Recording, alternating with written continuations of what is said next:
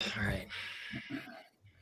What's going on, everybody? Welcome to the Essential Credentials podcast. This is episode 68. We're almost there. It's almost time. It's been a hot minute since we've all been on here. I think about a month. We've all been very busy, house sitting, vacations, families, teaching, conferences, everything. So we're finally able to get some time together here and hang out. So I got myself, obviously, my co-hosts Greg and Alan are here. Happy to have you guys back.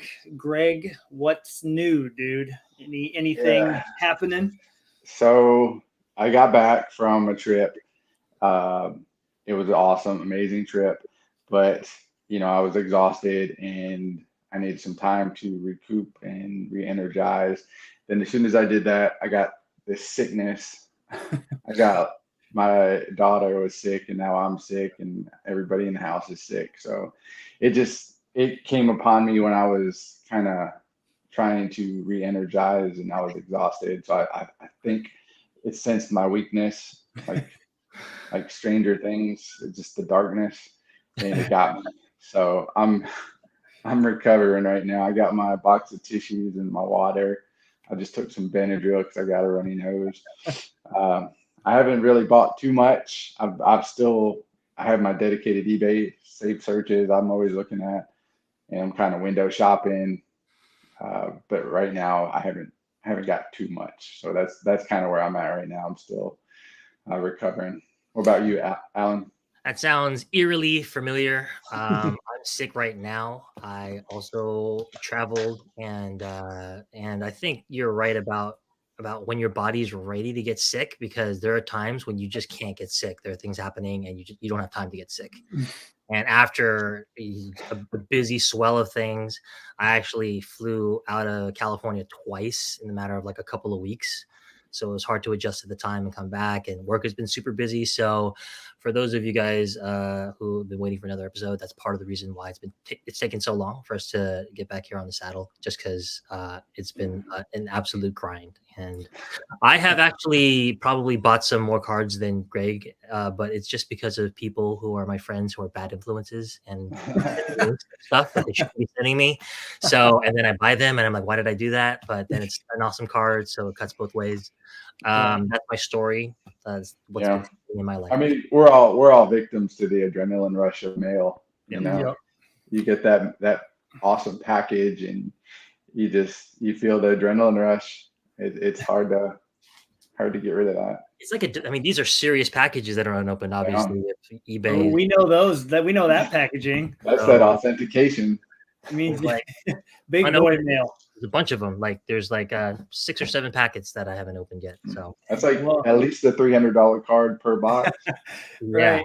Well, because we were joking, I think I bought a card that was originally like 275, but I offered way below, and they accepted, and it still got sent to authentication. And I got the package. I opened it up, and it wasn't in that fancy little, fancy thing. It said, "Sorry, we can't authenticate that. Here's your card." I was like, "Oh man."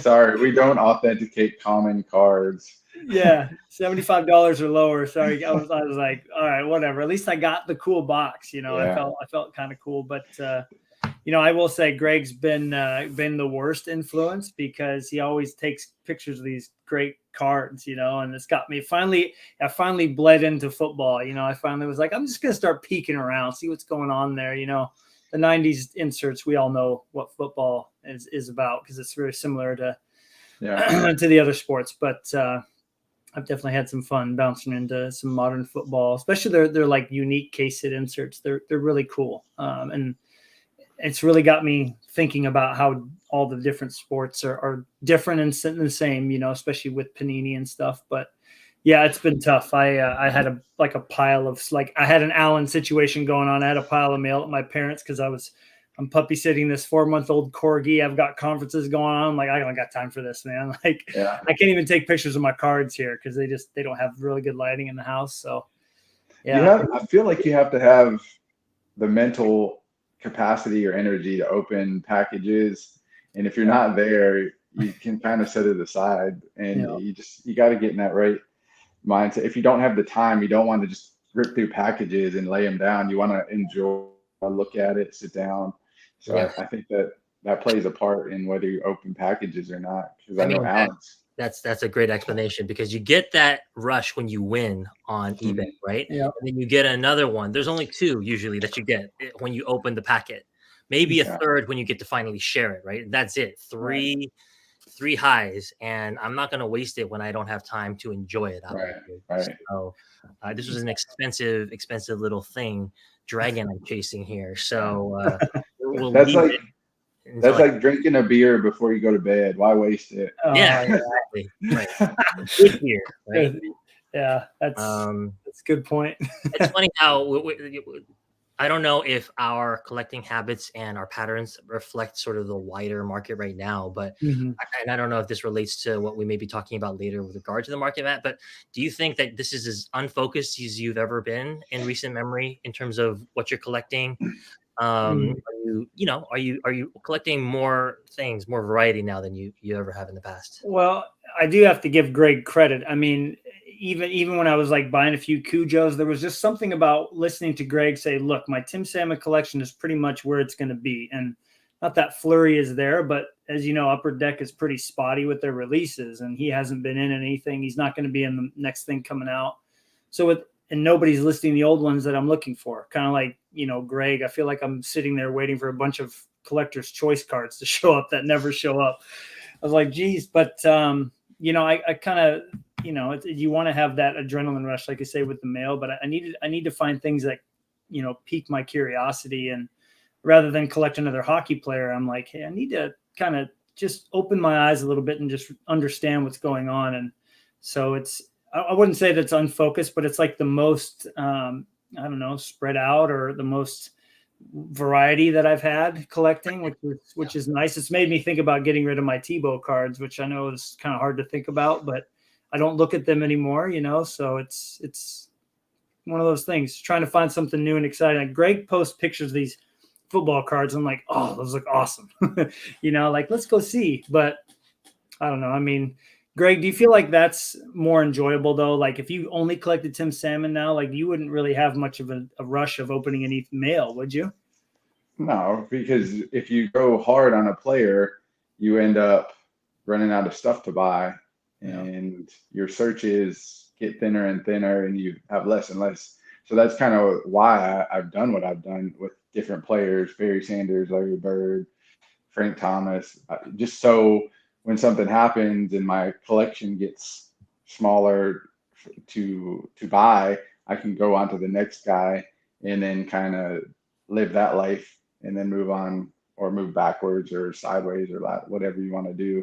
But I Right. think if you even have one small piece of interest towards modern or towards a different sport, Right. just looking at the stuff kind of opens that door. So Mhm. like you were saying, you bought a few football cards. Mhm. Well, something has peaked in you to look at that. And so once you start looking at that, you're like, ooh, that looks pretty cool. I want to buy that, or I Right. would love to have one of those. And then it just kind of snowballs, but it gives you something else to do and something else to look forward to, Right. rather than the other stuff that you have. Right. Well, and Alan, we've kind of chatted about too how you, in essence, you would probably like to do that, but there's still bonds that you want, Mhm. and because of his market, it's almost impossible. You would have to give up a lot to be able to do that, right? Yeah, I mean, I'm of two minds on it. One is that it is very expensive. Every dollar you don't spend on a card, you really, really have to have for your main player. Is a dollar you're gonna have to find somewhere else. So that's one part of it. But the other part is, I mean, I've been a Jerry Rice fan a lot longer than I've been a Barry Bonds fan. I mean, Mhm. I've been a Jerry Rice fan ever since basically I could walk, right? I mean, that's how long he's been with the 49ers. Nice. So, but I didn't collect football cards as a kid. And we've talked about this before about how important nostalgia is Mhm. for your collection. For me, it must be terribly important because Jerry Rice, Joe Montana, Steve Young, those are natural guys for me to collect. There's so many beautiful football cards, like you said, in the era that I love. I mean, it could be very easy just to branch out a little bit and do that. Right. And I honestly can't explain it because sometimes I'll buy a Manny Ramirez card. It's because I was a big time baseball card collector when I was a kid. That's my explanation. I can't Yeah. explain why I became such a big hockey card collector. I think it maybe had been because it was sort of like found money. It was undiscovered territory. I was like, I Mm. love this sport so much. So the passion that I had for the sport at the time carried over into cards. Right. Whereas with basketball and football, I just never had the background to collect those. And so when I do get a Terrell Owens card or a Jerry Rice card and I have it, it doesn't do anything for me, and that's why I haven't needed to, or haven't had the sort of impulse to go and pick them up. Right. Yeah.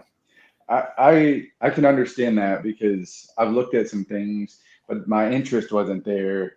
It was just more of I just want to see what we're collecting, and I think it's cool, but personally don't have that interest, then it does nothing for you. So it's one of those things where like you have to do the reverse psychology, and you yourself have to want it or see something to make you interested in it to get it, which is how you get it. People end up in modern cars or Right. getting the 90s stuff because you have to see something and really be interested to get it. I have to say that what Panini's doing with football that they don't do with I mean, they probably do it with basketball a little bit, but what they do with football is it gives me those, I'm always looking to get those 90s vibes. When we all met, we were all collecting 90s baseball and, like the mystique established. I think we've talked about that card many, many times on this channel. That's like the quintessential 90s insert for me. It's beautiful. It's numbered out of 100. It's very hard to find. It's not cheap. Like it's very desirable. Everybody likes them for the most part. I noticed with football, some of their case hits, they are similar. They use technology that's not on any other card, whether it's a parallel or whatever. Like they're very, very unique. And obviously case hits, they're super short printed and not numbered. So you don't know, how many there are, but you know that they're really rare. And so for me, that's something that I've latched onto, and I love all the different technologies that they're using on these cards, and some of them are like all blacked out with some white highlighting. I mean, there's just crazy stuff that I've not seen in hockey or baseball. So it's been really cool. I've really enjoyed kind of learning their philosophies on football sets as opposed to the way they do, baseball and basketball and football and hockey. Yes, and upper deck. So it's cool. Is modern football still patch oriented? Because their patches, football patches and hockey patches are the best in sports. Yeah. Yeah. It's similar to baseball, I would say, just because hockey still has some amazing stuff. They're way up here.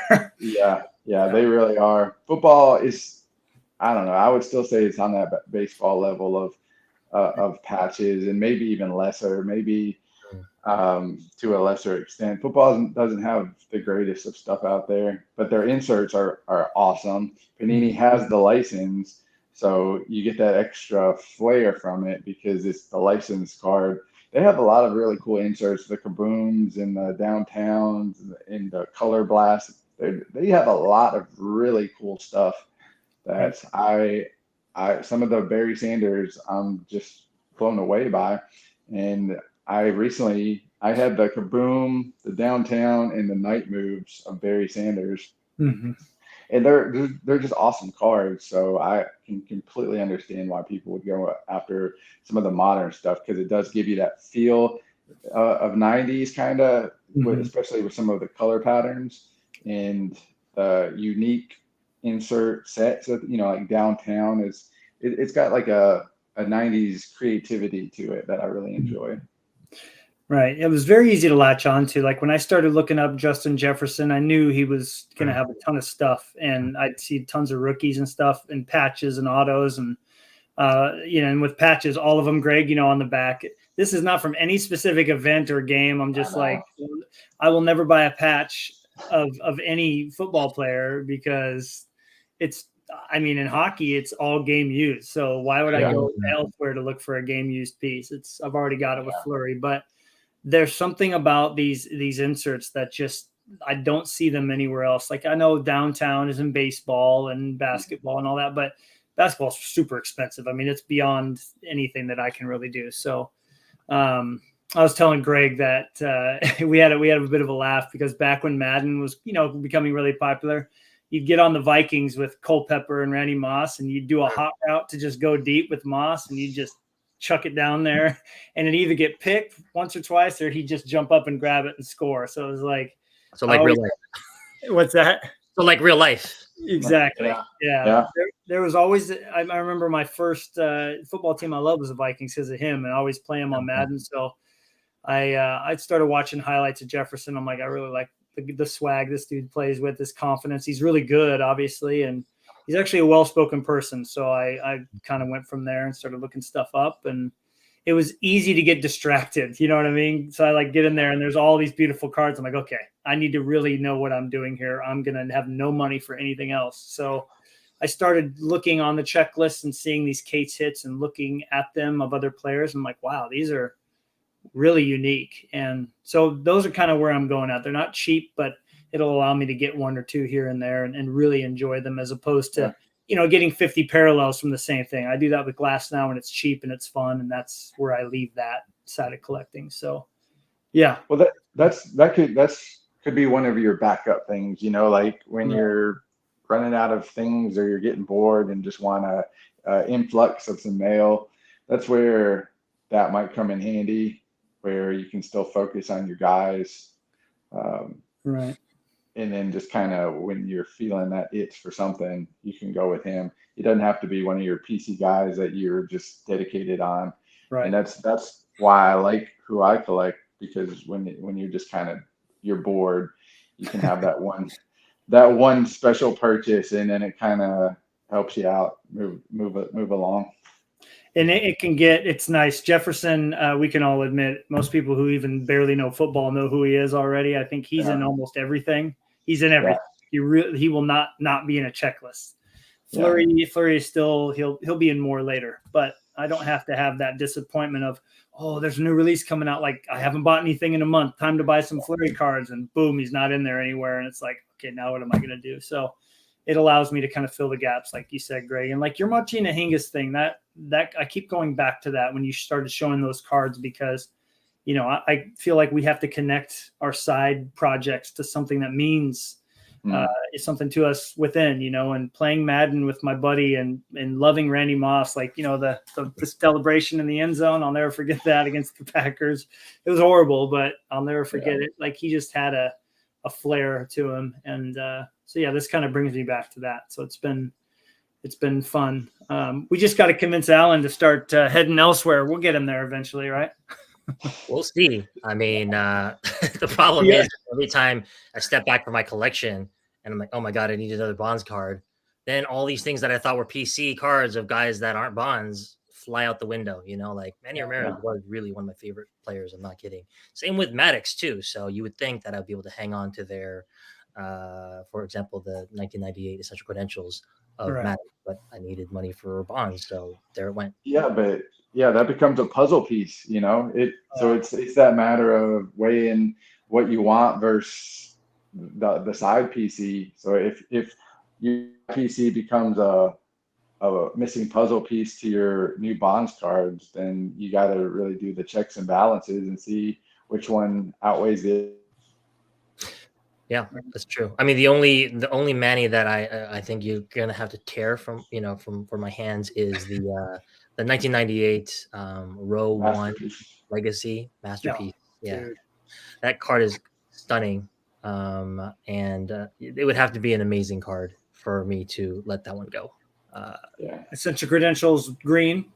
Yeah, I mean, it'd be gone, man. See ya. I may look back someday. I may look back someday. How's it going, Vintage Cards, Steve? I saw that you checked. This is the Bonds guy, right here. I'm a Bonds guy, definitely. I always appreciate you commenting on our videos. What's going on? Significant inserts. Good to see you guys. I obviously the green. I think that may be my decades from now my big regret, not selling my 7 of my 10 best cards, cobble together the money to buy it. But I mean, the market has changed so much now. I have no idea what anything is worth anymore. Like, for example, my investment cards. When I first started collecting Barry Bonds, the Tiffany 86 PSA 10, I bought it for $1,100. During the peak of COVID, it went up to $16,000, and I didn't sell it. And now it's all the way back down to 6,000 or 5,000. Still 5 times as much as I originally paid. Right. But I don't think most of us thought it would ever get that high, obviously. And then second of all, it would ever drop back down that far. It's $10,000 from its peak. So, but I wasn't planning to sell that card for 40 years. You know what I mean? Like, I mean, if I ever sold it at all. So it's one of those things. It's just like, I probably should have sold it and then bought it back for $10,000 less, you know, like a couple months later. Yeah. There's no way you could know that. And also, that was the first Bonds card that I bought. And how am I going to let that one go? It's sentimental to me, even though there's thousands of them out there. Yeah. It's funny. If you get rid of the COVID period, it's like the normal steady increase of cards. If you just get rid of that 2020. It's crazy how I didn't expect that. I thought you would see the spike and then like a new platform, right? But all it was almost like you could cut that spike out and it would almost be an exact like linear line up. Maybe a little bit of a higher slope, you know, because obviously it got inflated and it's not going to come all the way back down. But you know, like I said, that Bonds is still worth 5 times as much as I paid. But it is, you do wonder, like, will it ever be that much again? You know, like who knows? Like, well, and that kind of leads into a couple of things you wanted to talk about. I know Greg got to experience something pretty cool, which surprised both of us. But you know, we see the spike, and then the prices are coming back to a new norm. Like Greg said, where they'd be if COVID never even happened, probably. So obviously that means people have kind of got in a hobby and now got out. But is it as much as we thought? I mean, Greg, you got to experience something pretty cool here not too long ago that kind of says the opposite of what I know I would think, which is, oh yeah, we've lost a lot of, you know, in the moment collectors when it was hot, and now they're all out. Sounds like there's more than what we would think still collecting, right? Yeah. So just last week, what was it, October 28th or 29th, I went to the Nashville card show at the fairgrounds, and this was the biggest card show that I've ever been to in Nashville. It's the second biggest to the National. So that says a lot. And they had a full expo building dedicated in July to this card show. Well, they did it again in October. They had the same expo building, but they had an additional expo building beside it. So in 3.5 hours, I still didn't have time to look at every table. And it was just, there's so much there. The one thing that I can definitely say is people were still trying to sell their cards for the absurd prices. And so I was trying to look at some Larry Bird autos because I was kind of feeling that itch. But every Larry Bird auto was like 500 to 2,000, and that's not, a lot of those aren't selling for that anymore. So you're looking at like 250 or 500 or whatever. But I saw a lot of those cards listed for prices that they probably need to sell for to make a profit because they themselves probably bought it at a higher price, which leads me to the second part I noticed, which was I went to the show with Ben, and I noticed he brought a briefcase of his cards because sometimes he likes to trade and sell. But I noticed almost every table seemed interested in getting more product for cheap. So it's like they wanted to sell their cards for COVID prices, but they wanted to buy their cards for comps right now. So they'd say, oh, you know, comps right now, this card went way down. It's $200. But then you see the same card at the table for like 500 because it's their COVID price that they bought it for. So I noticed a lot of people trying to buy stuff, but also trying to sell stuff for the old days. And that's where the miscommunication or the gap was. Because there wasn't necessarily a lot of people biting at that. And Nate from Grand Slam even made a video, which I watched. It was about a 20-minute video. And he was talking about how prices had come down considerably. People were still selling, people were still buying, but you can't set your prices the way that you were. And there's a lot of these cards, you know, if you buy it for 100, you might be lucky to sell it for 70 or 80 because that's the way it's going. It's not every card, but you just have to be careful now because if you're buying modern stuff, every table has the modern stuff. If you're buying, 70s or 80s stuff, a lot of tables have that 60s, 50s. It's the unique stuff that is still retaining value and still getting the prices that have been kind of going up. It's the modern stuff and the vintage stuff that is kind of like tamed down quite a bit.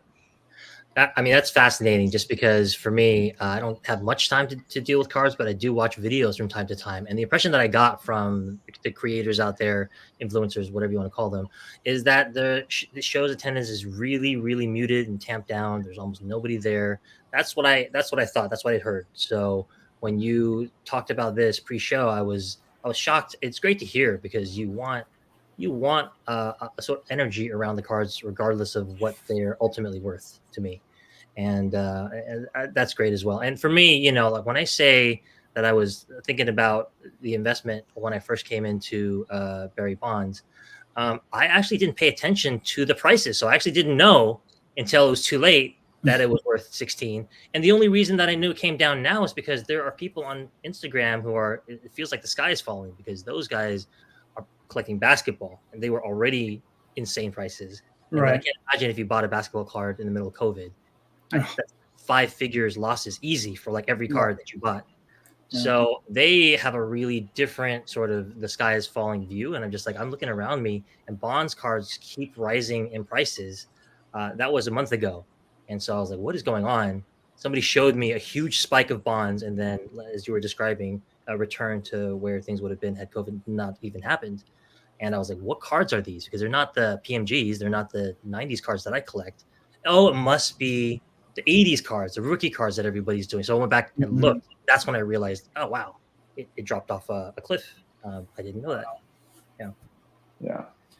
Man, I mean, it's we chatted too, Alan, when that spike was happening. And I was like, I mean, it must be hard not to sell, when you see those prices. But it just sounds like before COVID, everybody was saying, the big rare 90s inserts were just going to keep going, and they've continued steadily, which is surprising because you would think that they would kind of return to their kind of forgotten selves, where you go to a booth, I got any 90s inserts, and they're like, what?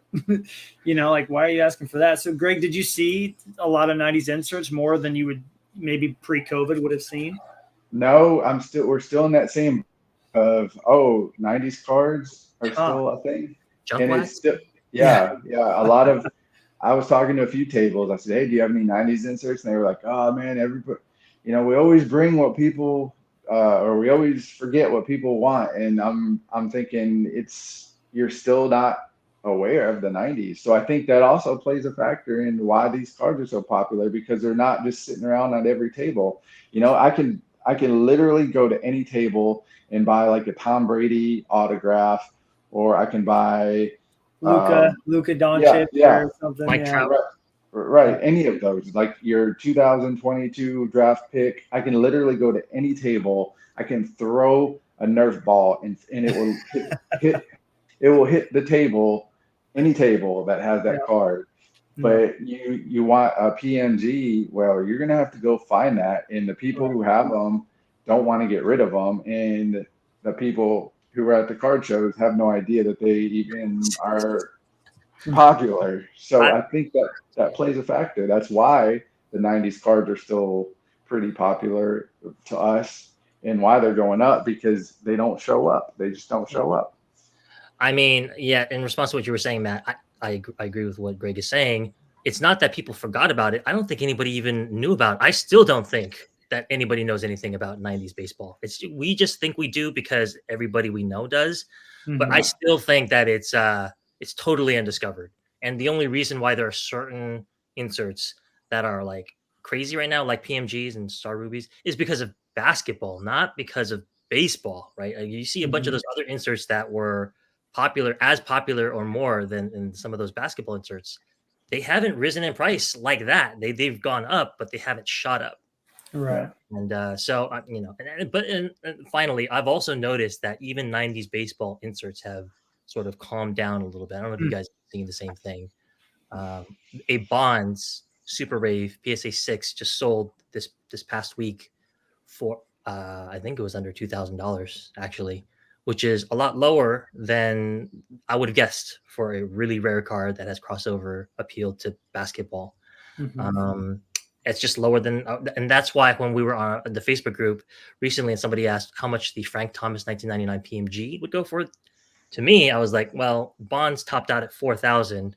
Frank Thomas doesn't get as much love as Bonds right No, now, he doesn't. and he just doesn't, and not as Yeah. close as he should. And things are flattening out or dipping a little bit. I thought we would be around the $2,000 range, but a lot of people disagreed and said it's actually worth way more than that. So who knows?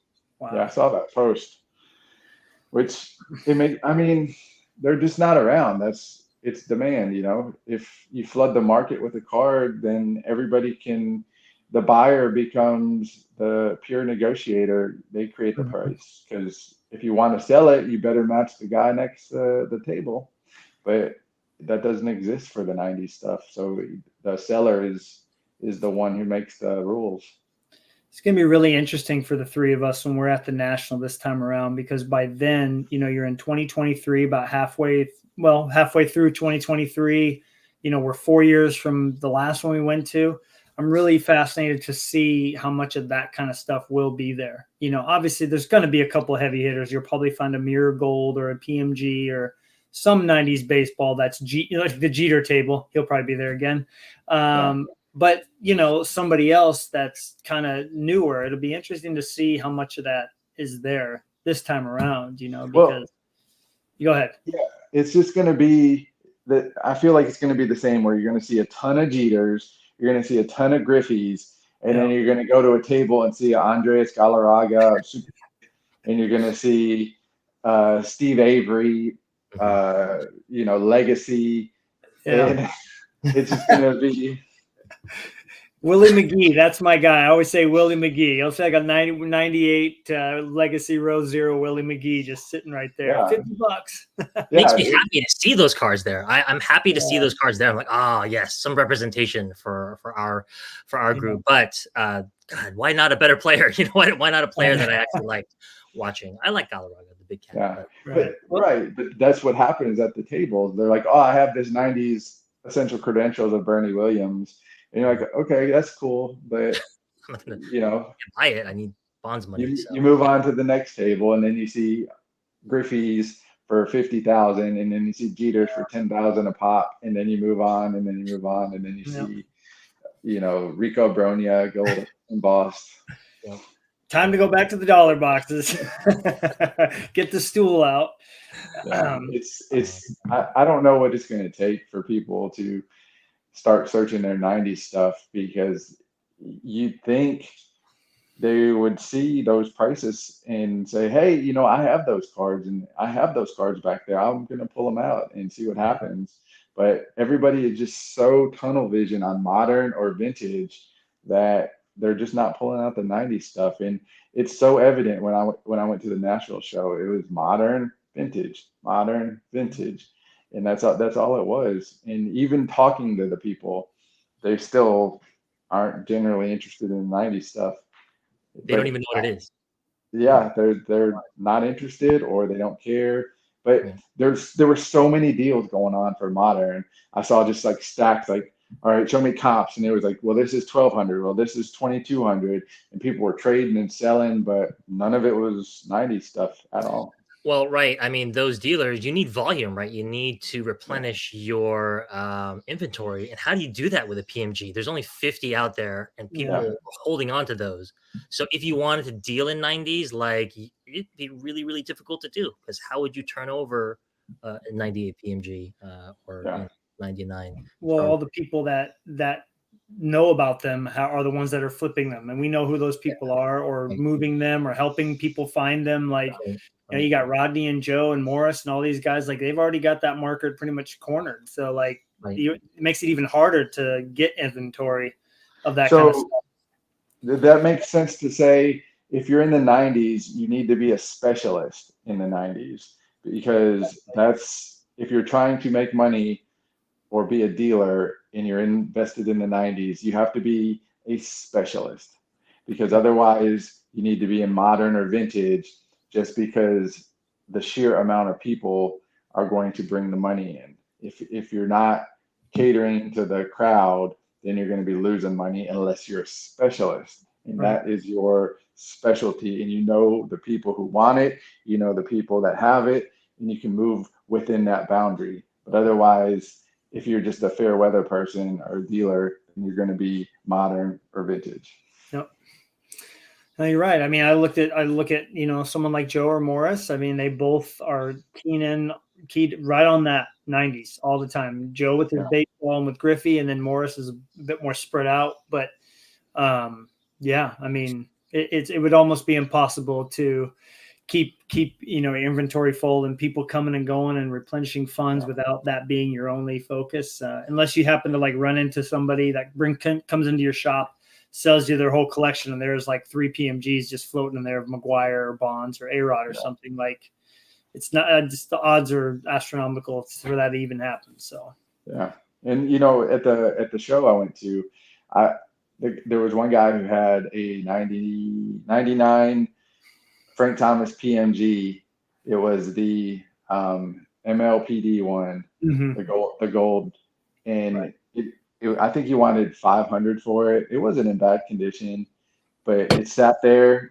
And then I went to this show, which was a different show, and it sat there. So it was there, but nobody really expressed interest, I guess, or wanted to trade for it. But I'm sure he sold, you know, 12 Lucas or, you know, 10 LeBrons, but the Frank just sat there.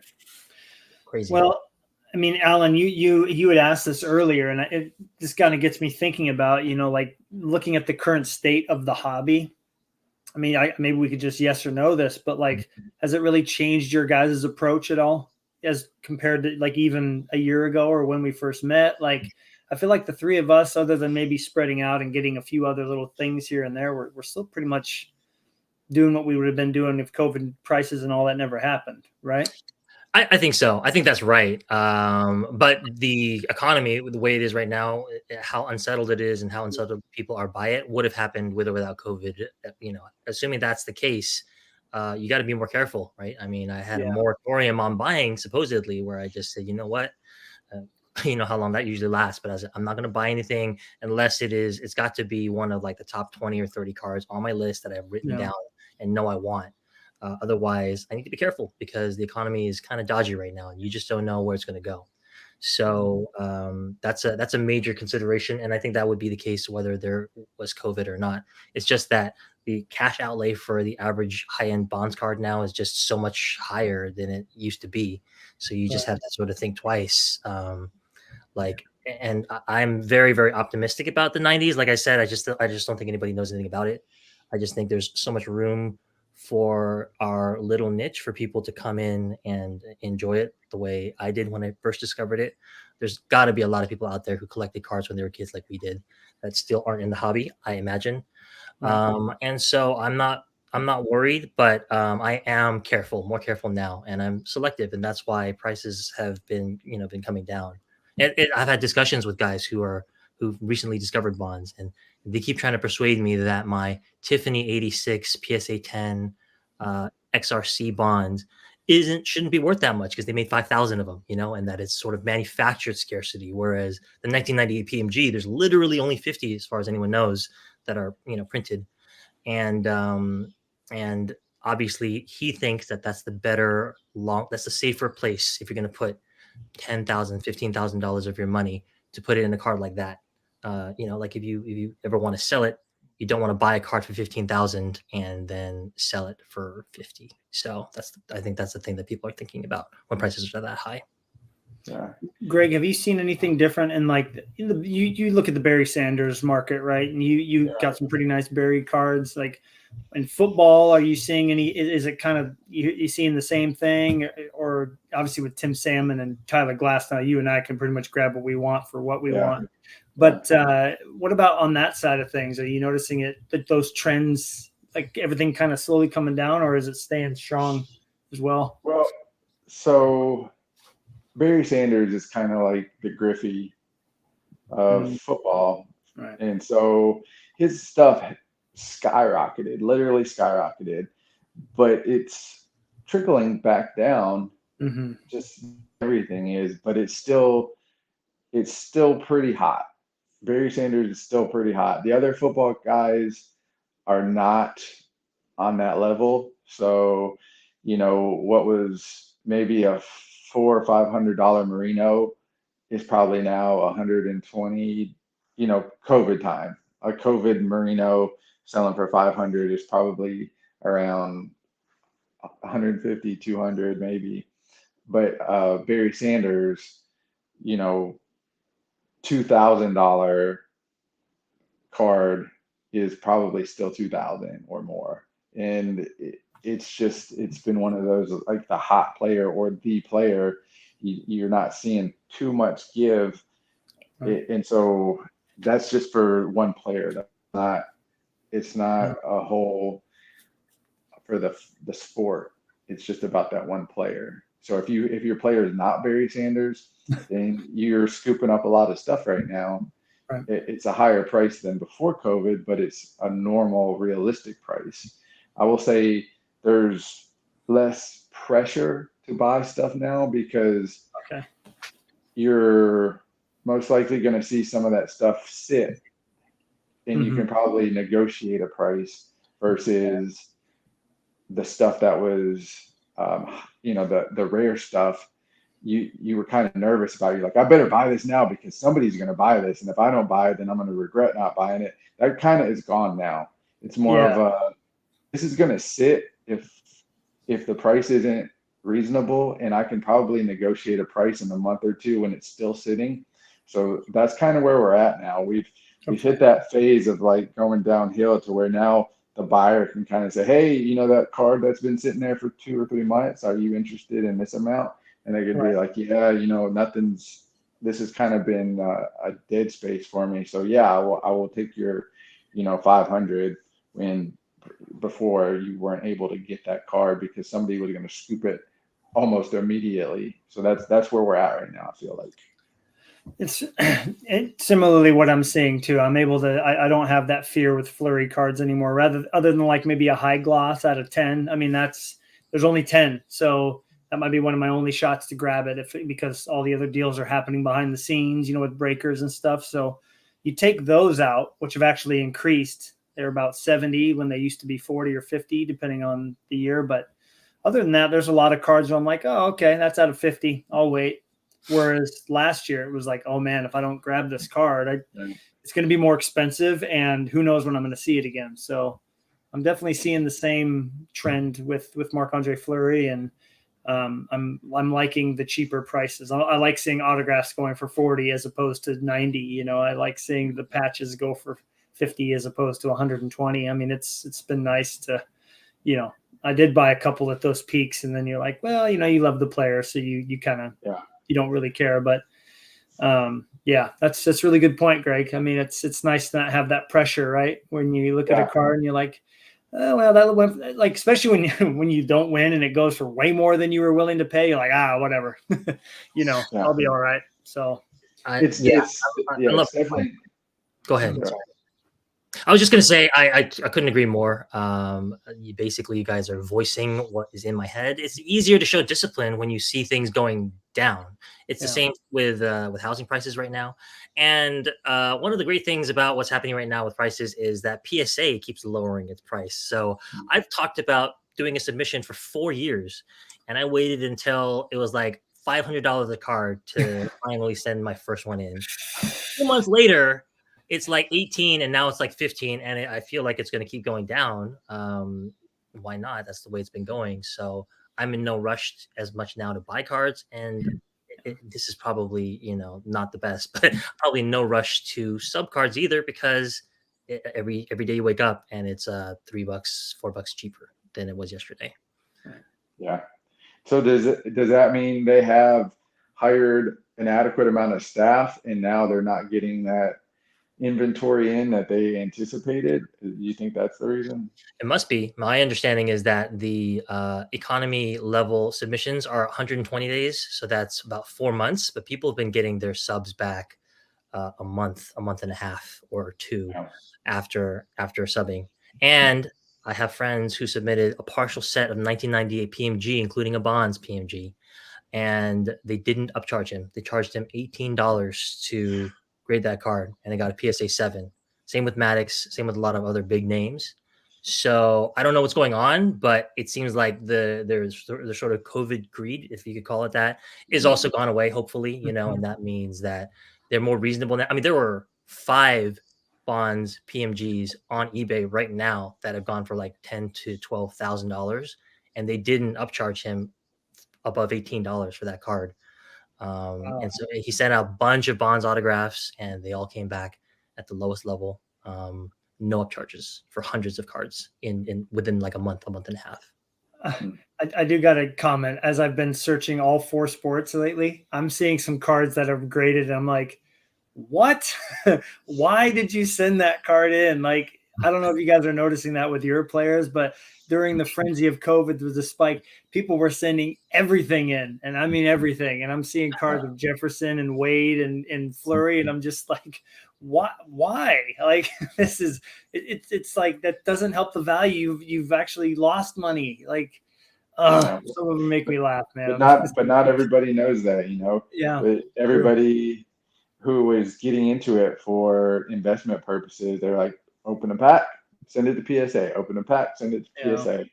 And they might not have fully understood the grading and how it affects the cards and what is worth grading, what is not worth grading.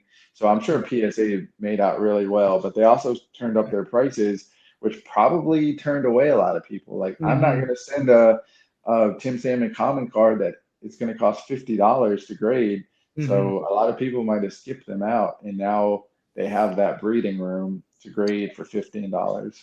It probably was too, Greg, where like those huge submissions, like you were saying, right? They opened all that retail and they sent in 50 cards when PSA was cheap right before they like closed and raised their prices. So I'm guessing those are all finally coming back and getting listed. And so, yeah, it's good to have that perspective. It just still is, it goes to show how important it is to really know what you're doing, before you do stuff like that. Do your research on eBay. Get to know people, talk to them, really think like, is this a card I should send in? Do I send the Luca or do I send in the Tim Salmon? It's like, well, you should probably send in the Luca first, then the Tim Salmon. So, yeah.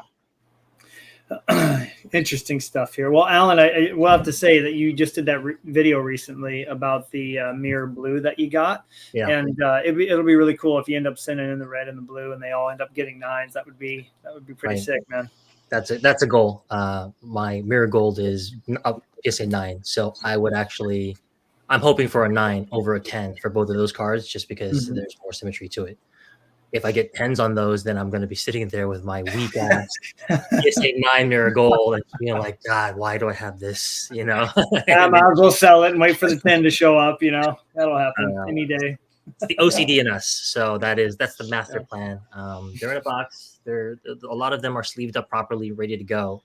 But you have to go onto the website and you have to enter each one in manually, I think. So I don't know, because I haven't entered even a single card in. I said I was going to do it by October 31st. It's a week later. So we'll see when I can finally get these cards in. Hopefully it happens. That'll be a fun reveal too, especially if you do it on video. Thanks for carrying the channel, by the way, the last couple of weeks. You've really helped us out big time. I've been watching the puppy. Greg's been sick. I'm pretty sure people are like, oh yes, another, all 5 of our friends like, yes, another Essential Credentials. Oh God, another Bonds video. Like, how many Bonds can we see? In other forums, people are so nice to me here, but like in other places, they watch a video like, this guy talks so much. When is he gonna open the damn package? And like, nobody cares what you think. Just show us the card and then shut the camera off. I'm like, geez, okay, that's what the general populace thinks. So. That's what's great though about our channel. We're all very different and offer a different perspective. I still think it would be fun to everybody do a video like the other person, but my intro is gonna need some work. Greg's got that kind of in the bag so far. Well, I figured we spend a few minutes kind of just showing some recent stuff off. Greg, you've Greg, you seem a little more artistic right now. I don't know if that's just my eye catching something that I'm there we go. Would love to Yeah. hear about that, dude. What you got? Yeah. So I did a video on that not too long ago, but that is a piece of original art. That is Booster Gold issue 46, page 10, from the Booster Gold comic. So basically, the artist has to make this page, draw it out on a single piece of paper, and it's I think 10 by 12. I think so it's very big. It's not the size of a normal comic. That's not how they do the art, but it gets shrunken down to that after all of the technical stuff and the coloring. But Okay. I always wanted a cover, but the covers are expensive, and it makes because it is a cover piece. So I have that in my back pocket of one day I'll have a cover piece and I'll replace it. But as of right now, I just wanted something really cool, and I love Booster Gold, so that was always on my list to get a Booster Gold cover piece. But it's really cool to have just a piece of original art from a comic book. That's Right. something that a lot of comic book collectors covet, and something that they invest in or collect. And if you look at some of the big stuff, go for hundreds of thousands of dollars, tens of thousands of dollars. I saw a Doctor Doom recently, and he wanted like $46,000. Jeez. So it's insane. It's quite insane, and I don't think I could ever afford to collect original art. But I just wanted one piece. It's like on that similar lines of, I wanted one cool Martina Hingis autograph. I wanted one cool, some Randy Moss. So it's just one of those things where it felt like it completed a part of my collection overall. And so I'm really excited. I got it framed with museum glass, so it doesn't even look like there's a piece of glass there. It's just something I'm very happy to have. That's awesome, dude. I love the matting on there too. Is really cool. The two mats that you got on there, it really makes it stand out, because a black and white piece of art definitely needs a little something to get it to pop more. And so looks great, man. Yeah. I actually was going to say that I think it looks better that it's black and white, but that's obviously because of the color scheme you chose from the matting and the frame itself. But that's a really classy piece of art back there. I feel like, and for $100,000 for certain like Spider-Man covers, original art, hand drawn, one of a kind, I totally think that's about the right price for it. Actually, yeah. So. Especially depending on the artist, some of these guys draw in big heat, and this Booster Gold is actually Dan Jurgens. He's one of my favorite Booster Gold people. So it was really special for me to end up with something. There's one cover I have in mind in particular, but the dude wants like $2,400, and I'm not there. Yeah, there's a price, right, for all that stuff, for sure. Everyone has their limits. Definitely. Interesting. Alan, when's the art happening, dude? I'm ready to wake up and see the Bonds one of a kind art right above the bed, right on the mantle there. I mean, every time I get something that is that's not a baseball card, I'm just like, why did I get this again? So for me, it's a little bit easier to focus. But I mean, the frame, the way you guys set up your rooms, it is beautiful back there. I mean, you can see how much love you put into it, and how much passion you guys have for the actual items back there, as much as any of us have in our favorite core PC items.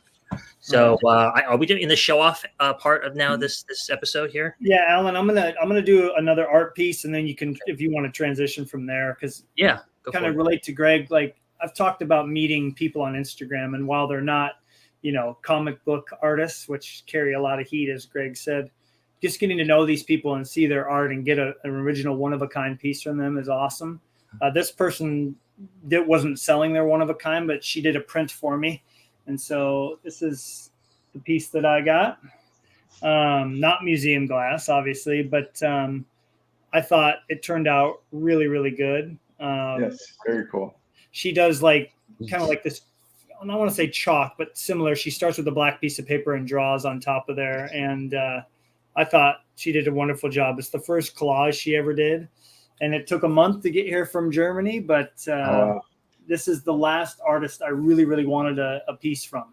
off Instagram. And so her name's Stephanie, and her husband are artists, and she does a bunch of German players, but she decided to do a Fleury piece. I'd been kind of telling her, I've seen all these great pieces of these German goalies. I'm like, please do a Fleury. Like, I love the way your art looks. And she goes, you know what? I think I'm going to do a collage because his masks are so cool. And yeah, she did a wonderful job on that. So yeah, it came all the way from Germany. And these, I don't know if you're familiar, Greg, but the A1 and A2 and A3 frames, the ones that are like the European sizes, I had to learn about all those because they told me the dimensions. I'm looking up all these frames. Like, why can't I find a frame for these? And then I learned A1, A2. So that helped me get it's just a cheaper frame, but it looks good. So now my art collection is, yeah. It's really cool to see all the different face masks. Oh, beautiful. She chose a lot of good ones. I think the Penguins one, he's got like 9 different ones, and she asked for a little bit. She's like, "Is there anyone in particular?" I'm like, "Well, as long as it's the one with that doesn't have the actual flower on the top, that one's a bit busy." So that one, she chose a good one there for sure. But yeah, really really happy with all of them, and now they're all in a pile in the room because everything got moved right before I started house sitting. So they're going to be all over. It'll be fun. Art is a tricky thing. I just, I do want a painting of Bonds, but you want a painter to catch the essence of who the player is and how they look to you. I feel like art is supposed to create a feeling. And so hyperrealism is not necessarily even what you're going for. You want some interpretation, but it's hard to find the interpretation that you want. Like those Donruss Diamond Kings from the 80s and 90s. A lot of those, I wouldn't want that picture of my player. Like I know that somebody in our group recently put I think the original painting of Frank Thomas from 1992 Donruss. Wow. That is bad. I thought that was the prettiest year of Diamond Kings ever. I love the Will Clark from that year. I wish that Bonds were in that year. I don't think he is. I went and looked immediately online to see what kind of Diamond Kings he had. And I don't like really any of the renditions. And so it's hit or miss. Whereas I don't know what you think about the Frank, but I think he got it on that one. That card is beautiful. Yeah. Those Diamond Kings, man, they are awesome. And to have like a big original, that would be insane. So that was really cool to see. I saw that post and I was pretty jealous of it. I got a question though for you, Alan. Would you rather have the most accurate and awesome drawn, framed piece of art of Barry Bonds, or would you rather have Barry Bonds draw a stick figure of himself? Sign it and say to you. Right. I want the stick figure to happen. Can we make that happen somehow? That's actually a great question. That cuts to the heart of who I am as a collector and my relationship with my player. Yeah, I don't know. I'll be honest. Like it's a pick 'em in that situation. I mean, if he signs his name and signs it to me, I get to shake his hand and take a picture with him. Then no question about it. It's the interaction with it, like that. But the perfect painting, God, that's also hard. Like somebody who's who sees the player the way you see him. I mean, it's hard to do. Yeah. Like your mind's eye picture of Barry Bonds is now a picture, or you got a stick figure of Barry Bonds. I don't know. Like if Bonds was in 92, Donruss Diamond Kings and drawn by that, artist, and it was a good one. And he was on the Giants. Well, it doesn't really matter, but yeah, preferably he's on the Giants. So a lot of things have to be not the same with reality. It would be hard. It'd still be a hard decision for me.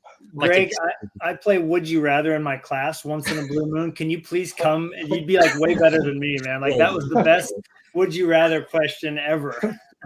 Love it. Where do you come up with that stuff, man? He's next level, Alan. Yep, agreed. I don't know how to follow that up. Actually, I got a card that I was going to open, but it's super, super lame compared to what you guys are showing. But I'll still show it. We just talked about a stick figure. I think you can do better than that, man. You're good. I usually save these for my, like card reveals. And this is a very, very low end card. But talking about this, I think this is right. Talking about nostalgia. When I got good grades, my dad would reward me with with 1989 Donruss. Cool. I think he bought like a factory set and would just give me like a chunk of cards every time Nice. I got good grades. And so this is one of the favorite sets of mine. I've been looking for a Barry Bonds for a long time. It's a PSA 10. The key for me would be to find one where the left and right black margins are pretty close, and maybe it's a little bit thicker on this side, but I thought that this was one of the more clean versions of this card. I've been looking a while, and there are certain cards from the late 80s, early 90s era that are tremendously important to me. Every time I look at them, there's a feeling, a strong feeling of some sort, a memory. And so I picked that up and been sort of looking forward to opening it. What better time than to open it right now in front of you guys? Yeah, definitely. Um, To have that kind of connection for a card is really cool. And then you got a PSA 10 of it, so that can always be a staple of your collection just because of the reason behind it. Yep. So that's when you say you run out of you run out of money, or you run out of things to buy. That's what you get base cards and PSA 10s from the 80s. Well, you start rationalizing like, oh, I remember, insert memory here. And then you go down the rabbit hole of how can I make this cool and collectible? Right. And then you end up with what you got. Yeah, my favorite baseball card as a kid was the 1989 Ken Griffey Jr. It was kind of purplish, and kept it in the back of a photo album.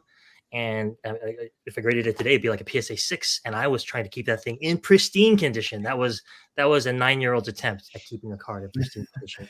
Yeah. And so, we all had that same issue. I'm sure. Yeah. Hey, you like shaking them out of the thing. Hey, look at this card, and throw it back in there. just wrecked. Yep. So that's one that I was excited about. What you got there, Greg? So Ben actually gave me these at the card show, which I guess when he was home, he bought a pack of cards and he pulled these and he gave them to me because of what's in my background. So they're not anything like valuable, but they're really cool.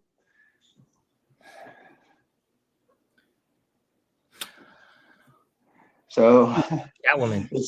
It's Stadium Club Batman. Oh God. From 1992 Stadium Club.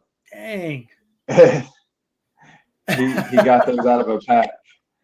And obviously, as you can see, I've got my Catwoman right here, and I've got my Catwoman right there. But he knows I'm a huge Catwoman fan, so he gave those to me. He gifted them to me at the card show, which is pretty cool.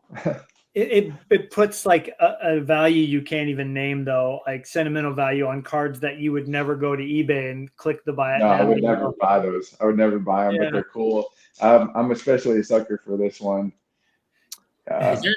Is that an artist rendition of a frame from the movie, or it's just a frame from the movie? Yeah, it's just a frame from the movie. Mm-hmm. But it's so cool. Like I don't even remember Stadium Club making these. I don't either. It's really cool. We saw a bunch of, the 80s stuff with like the Teenage Mutant Ninja Turtle cards and Back to the Future. They had Spice Girls. They had everything. It was so crazy to see.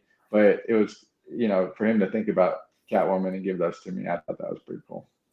I feel like there's an animated movie they did cards for too, but it's kind of escaping my memory right now. There's so many. Like there was this one movie with like a weird looking dude with a shoulder. I don't know. Anyway, I will show one football card because I sent a picture of this to Greg and I was talking to him about not only are the colors really pretty, but there's texture to the cards. And I feel like nowadays a lot of the stuff they do with cards is just the foil they lay over the top to get it to look nice as opposed to adding texture to it. But this is the one of the case hits from Panini Black. It's called Regulators. Hopefully I can get the camera to there it goes. Regulators. Can see the texture on it, Alan. All the black marks are like indented on there. So I'll get a picture that has the rainbow foil that shows off a little bit better. But yeah, it's a absolutely gorgeous card, man. Love it. And so then you can feel the embossing, right? Yes, you can. And it's more of a smooth. It's not like I don't know. It's not very rough, it's a lot smoother. So yeah, I love it, man. It's incredible. I need to do a Greg-ish style photo to really show it off well, but it's really cool. And this was the first the first big one that I bought. So dude, you spend $90 on a camera, you expect it to like do what, I'm ready to mount the phone on the back of my monitor and just roll, because this is getting ridiculous. I know. It's not even focused on you now. No, it's not, man. I don't know what it's focused on. Still thinks I'm holding the card up. I guess I'm showing another card. Look, that one's cool too. Yeah. You may as well show all the cards now, because it's I don't know. I mean, like, you look at something like this, and it reminds me of something that Gene might have done. You know what I mean? Yeah, I was going to say that. Both of these have very 90s aesthetics to them. Yeah. They're really cool. I like them. And so that's kind of what I've been chasing, just stuff like that. I mean, good photography, beautiful shine. It looks different than everything in the set. So anyways, those are the three that I've got. Are those all case hits? I'm not familiar with a few of those. I think everything I've grabbed is case hits, and it's weird because like this is a case hit, and then there's like variations of it, but it was only like, I love the picture on here. And so, like, he's got nice shine on it, but it was like $5. Yeah, exactly. That's a case hit. It's got like purple, foil stuff going on, like a sparkle to it. That was like $7. So it's really the cutlery. I love it. The disparity is quite big on some of them. I really don't understand. I haven't figured that part out yet, but it's strange kind of seeing what's going on. Like my camera. Does anyone collect those? Like, I've never even seen any of those before. Like, are they collected now, or are they just they are. Especially like what I'll do is it's too funny. I will look up other players, I can't even take myself seriously right now. Where is it? It must think I'm right here. See? It must think I'm right here. Yeah. But like you look up Tom Brady, or you look up who are some of like Mahomes, right? Or Lance, or anybody on the Eagles right now, because they're absolutely crushing it. All those, is it Fields, right? Who's the quarterback for the Eagles right now? Jalen Hurts. Hurts, thank you. His stuff is crazy, man. Like the same card of Hurts is like 3 times what Jefferson is. It's nuts. Yeah. It's a QB. It's a QB, like, I mean, hobby, I guess. Yeah, for sure. For sure. Well, I'm going to be blurry the rest of the episode. So I'll just it. I don't know what's going on. I'm talking about the phone, fellas. Talking about the phone. I think it's a sign. What? Yeah. Can you wipe your lens? Does that work if you give it a little wipe? Nope. It must think. I think it's because just so much is behind me. When I was in my room, it was a bit easier because it was nothing else in there. But you said you paid money for this camera, right? I did. Yeah, it's a Logitech. It's like a stream cam, and it's really, it's not nearly as good as I thought it was going to be. But I just need to find out how to mount this ginormous phone onto my, like, I know Greg's got a stand that he has, which you can look right at. But with where my screens are at right now, you guys saw the picture I sent you. It's just not in a position where I have to find a way to clip it on top of my screen. That'll be the only way to do it. Yeah, that would work. I did actually use potato chip clips. Did you? Okay. Yeah. Good. I'm also just go like this. Won't even be able to tell the difference. Okay. Well, in closing, the next episode is a pretty exciting one. Greg, would you like to tell everybody what's coming next? The episode that I've been talking about for 68 episodes. Yeah, that's right. We're approaching episode 69. So I don't know what I'm going to be talking about, but it's going to be a great time where everybody gets some enjoyment out of it. Right. Excellent. So what was I going to say? So I think it would be really cool to see if we can get a couple people to maybe pop in and out. I always thought it would be fun to do an episode where, you got people that have been on the show or people that really enjoy the show just come on and say, what's up, guys? Really like this. Here's what I'm collecting now. Good to see you. Congrats on making it to such a monumental episode. We'll treat it like it's episode 100, but it's really not, Yeah. Well, it's a special one. Yeah, that could be fun. But all right. So movies, anybody? I know Black Panther's coming. I'm excited to see that when I get back from coaching. Greg, you recently saw Black Adam. Right. Good movie. Yes. as I mentioned it a little bit before we were on the podcast, but Black Adam was really cool. Critics seem to not like it. IGN gave it a 5 out of 10. I say 8 out of 10. I really enjoyed it. The audiences seem to enjoy it as well. I would definitely recommend going to see it just because it was pretty cool. Pretty cool. I also saw that movie last night. My wife has been asking me to see that movie. She's a big fan of The Rock, so we've been talking about it for a long time. Finally took her. She cracked jokes throughout the entire movie, so I really enjoyed it. I don't think she gave it a 6 out of 10. She did not like the movie. She gave it a D plus. But I would, for me, I think I liked it a little bit more than that. But I feel like you have to you have to know the characters to identify with the story a little bit more. I don't know who any of these people are, except I don't know who any of these people are. So it was fresh. I like a good movie with lots of explosions and people running around. So I would recommend it too. It's a good diversion. Wouldn't say it's high art by any means, but maybe DC is finally going in the right direction. But my wife, she kind of hated it and let me know throughout the entire movie, and it was pretty funny. Well, it's the only thing I have to really say is it's hard for The Rock to play anybody other than The Rock. I agree. He's a hilarious. I mean, he's one of my favorite actors, and the character he plays is kind of morose, brooding. You know what I mean? And so it doesn't give him the ability to do the stuff that he usually does with his characters, because he usually has a twinkle in his eye, and this character does not have a twinkle in his eye. That's not how the character is.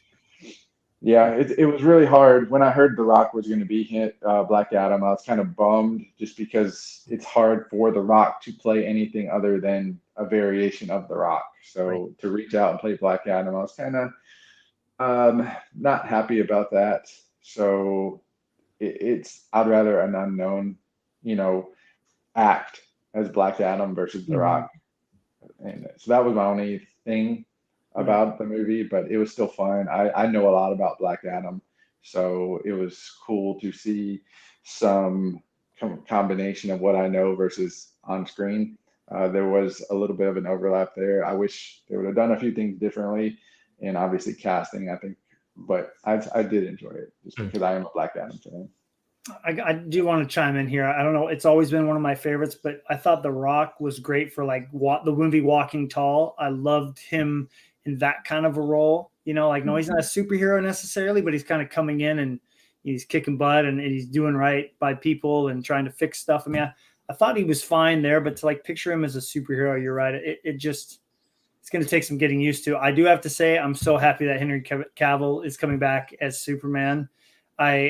For me, the Man of Steel movie was the first Superman movie that really, because I didn't grow up with the older ones really, with Christopher Reeve, but I really, really liked Man of Steel. I really liked it. And I'm really happy that they're just going to do hopefully Superman movies, not Batman versus Superman. I cannot stand that movie. I really can't.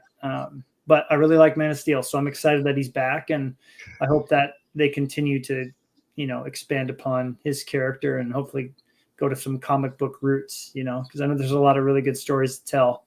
So, yeah. Are you also happy about that, Greg, or were you hoping somebody else might take up the reins? No, I like him. I think he is a good Superman, so I'm happy for him to be back. He actually quit The Witcher on Netflix, so that kind of sucks. But I am happy to see him play Superman. Well, let's hope this new movie's good then. There's some really good character actors out there, like kind of what Greg was saying. There's a lot of good actors out there that have no name but are extremely talented. And I don't know. I feel like they should find a new casting person, because I agree. It makes a big difference in casting. Even in the Marvel movies like Doctor Strange, I love the actor. And the movies are fine. They're good. But I don't know that was the best casting, and that makes a huge difference. You're just kind of like stuck with that decision for a while. I guess in comic movies they could switch out actors like that, but if you make a mistake, it does affect the whole movie. And I think I've seen it on both Marvel and DC. goes both ways, man. They sad enough that Chadwick has passed on, but Chadwick Boseman was not. He was perfect for Black Panther. I mean, I wasn't attached to the comic books, so I don't know if people that are into the comic books would agree with me, but I feel like I look at that and he is that character. Like people will always think of him as either Jackie Robinson or probably that character. So I don't know. It's going to be a little emotional to go see the movie. I mean, when I saw the movie, I'm like, this is my favorite superhero now. Like, this is it. And then when he passed, I'm like, dude, what? Like, how can you replace something like that? And so there's a little part of me that wants Killmonger to come from like a multiverse and come and be back in that franchise as Black Panther, but I'm not holding out hope. I'm just hoping the movie's good. A lot of good things I've heard, but I'm not looking up reviews. I'm just going to go blind to see it. Good idea. Yeah. Cool. Well, it was nice talking to you guys. Nice to see you all again. I know we're recovering from our variety of things, coaching, house sitting, sickness, trips, kids, everything else. But hopefully we'll be back in a couple weeks and be able to talk about some more exciting things. And Greg will be full of jokes, I'm sure, on that episode. So everybody come prepared. We'll all be ready to be goofy, but great to have you guys here, and hope it was great having Steve and Curmudgeon, and we had Alex here for a bit. Vintage Cards, obviously, he's been a great supporter of the channel, so nice to have him. But yeah, any last thoughts, gentlemen? No, I mean, this was a lot of fun. I'm glad we did it. I don't talk to people much about cards these days. I just don't think a lot about cards. So this was a lot of fun. It's so important to pick people's brain and just not go into your own world and make decisions. Talking to you guys even a little bit has already sort of changed my perspective on how I see everything. So I'm glad we did this. I'm looking forward to the next one as always. Awesome. Really nice to catch up on every aspect of the United States and what collecting is looking like there, and talk about prices and just kind of the evolution of where we're at today. So it was good. Awesome. All right, everyone. Well, we will catch you in a couple weeks, and thanks again, fellas. Nice to chat with y'all. Take care. Bye.